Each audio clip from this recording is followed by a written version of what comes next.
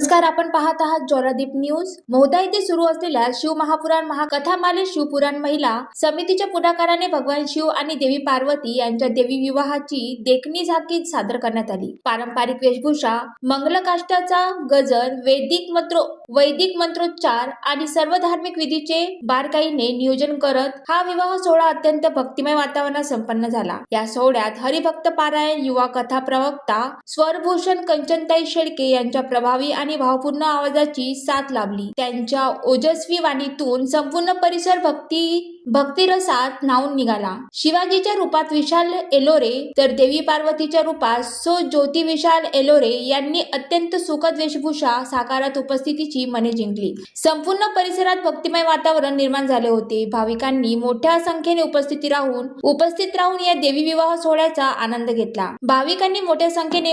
राहून या देवी विवाह सोहळ्याचा आनंद घेतला. हा कार्यक्रम केवळ धार्मिक विधी नसून समाजात एकात्मता, श्रद्धा आणि संस्काराची जपणूक करणारा ठरला. ज्वालादीप न्यूज करिता नरेश राऊत, यवतमाळ.